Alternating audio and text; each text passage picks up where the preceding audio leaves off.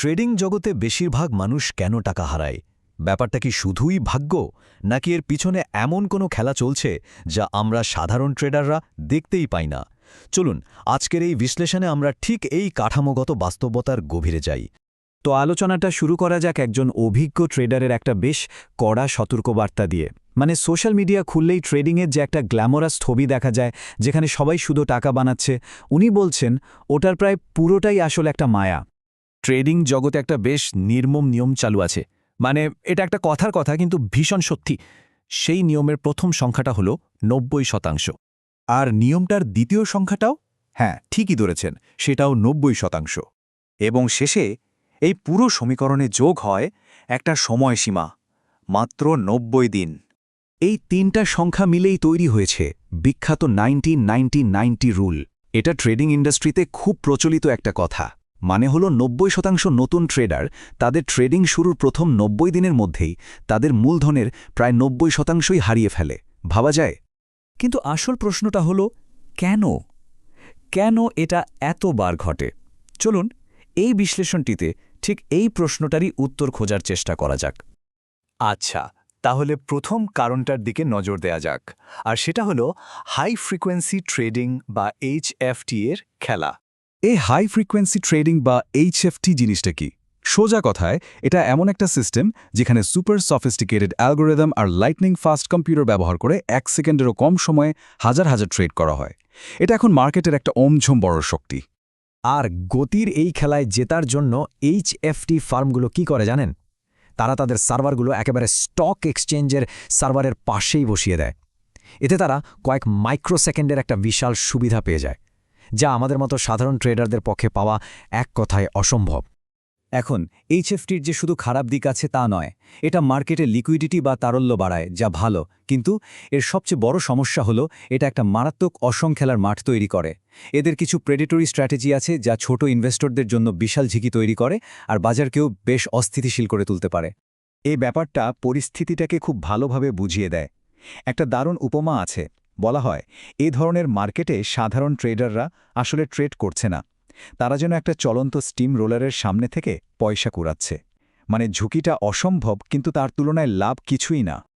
আচ্ছা, এবার আসা যাক দ্বিতীয় বড় চ্যালেঞ্জের দিকে, আর সেটা হলো প্রপ ফার্ম, মানে প্রপ্রাইটারি ট্রেডিং ফার্মগুলোর বিজনেস মডেল। এখানে একটা বেশ অস্বস্তিকর সত্যি আছে। অনেক প্রপ ফার্ম কিন্তু আদতে কোনো ফিনান্সিয়াল ফার্মই নয়। তারা নিজেদেরকে এডুকেশনাল সার্ভিস বা শিক্ষামূলক সার্ভিস হিসাবে দেখায়। আর এর ফলে কি হয়? তারা সাধারণ আর্থিক নিয়মকানুনের বাইরে থেকে কাজ করার সুযোগ পেয়ে যায়। আর তাদের বিজনেস মডেলটা দেখলে ব্যাপারটা আরও পরিষ্কার হবে। এই যে চার্টটা, এখানে দেখা যাচ্ছে যে তাদের মোট আয়ের প্রায় ৯০-৯৫% আসছে ফেল করা ইভ্যালুয়েশন ফি থেকে, আর সফল ট্রেডারদের লাভের অংশ থেকে আসছে মাত্র ৫-১০%। তার মানে কি দাঁড়ালো? সোজা কথায় তাদের ব্যবসাটাই দাঁড়িয়ে আছে ট্রেডারদের ব্যর্থতার উপর। তো একজন ট্রেডারের জন্য এর মানেটা কি? প্রথমত, এখানে একটা সরাসরি কনফ্লিক্ট অফ ইন্টারেস্ট বা স্বার্থের সংঘাত রয়েছে। কারণ একজন ট্রেডার যখন ফেল করছে, তখনই ফার্ম সবচেয়ে বেশি লাভ করছে। আর স্বচ্ছতার অভাব তো আছেই। মানে তাদের কাছে সত্যিই ট্রেডারদের টাকা দেওয়ার মতো যথেষ্ট ক্যাপিটাল আছে কিনা সেটাও জানার উপায় থাকে না। তো মার্কেটের এই সব বাহ্যিক চ্যালেঞ্জের সঙ্গে লড়াই করে টিকে থাকতে হলে একজন ট্রেডারের নিজের মানসিকতায় একটা বড়সড় পরিবর্তন আনাটা খুব জরুরি। সাধারণত নতুন ট্রেডাররা উইন রেট নিয়ে খুব মাথা ঘামায়, মানে আমি কতবার ঠিক ছিলাম।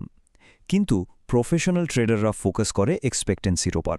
মানে যখন আমি ঠিক থাকি তখন কত টাকা বানাই, আর যখন ভুল করি তখন কত টাকা হারাই। এই দুটোর অনুপাতটা কেমন? আর এই এক্সপেক্টেন্সি বের করার জন্য একটা সহজ গাণিতিক ফর্মুলা আছে।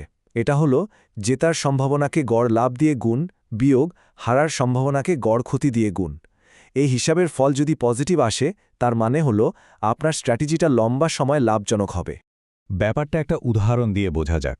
ধরুন একজন ট্রেডারের উইন রেট মাত্র ৪০%, মানে সে ৬০% ট্রেডেই হারে। কিন্তু যখন জেতে তখন গড়ে $৩,০০০ লাভ করে, আর যখন হারে তখন গড়ে $১,০০০ হারায়। তাহলে ফলাফলটা কি দাঁড়াবে? অবাক করা ব্যাপার হলো ৬০% সময় হেরে যাওয়ার পরেও এই স্ট্র্যাটেজিটা কিন্তু দারুণ লাভজনক, কারণ প্রতিটা ট্রেডে তার নেট এক্সপেক্টেন্সি হলো +৬০০ $। এটাই হলো অঙ্কের জাদু।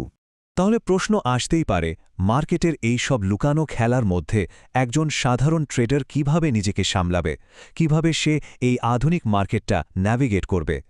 এর জন্য পেশাদাররা কয়েকটা কার্যকারী পথের কথা বলেন। 1 নম্বর, ছোট করে শুরু করুন আর লাভ করার থেকে শেখার ওপর বেশি জোর দিন।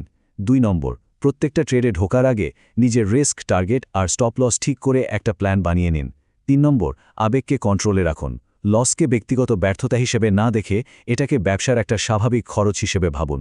আর 4 নম্বর, এবং সবচেয়ে জরুরি, কতবার ঠিক হলেন সেই অনুভূতির থেকে আপনার স্ট্র্যাটেজির অঙ্কটার উপর মানে এক্সপেক্টেন্সির উপর বেশি ফোকাস করুন। সবশেষে একটা প্রশ্ন সবার জন্য। অ্যালগরিদম আর এই সব লুকানো ইনসেন্টিভের বাজারে একজন ট্রেডার কি আসলেই খেলাটা খেলছে, নাকি খেলাটাই তাকে দিয়ে খেলিয়ে নিচ্ছে? এই প্রশ্নটা আমাদের পুরো ফিনান্সিয়াল সিস্টেমটা নিয়ে আরেকবার ভাবতে বাধ্য করে।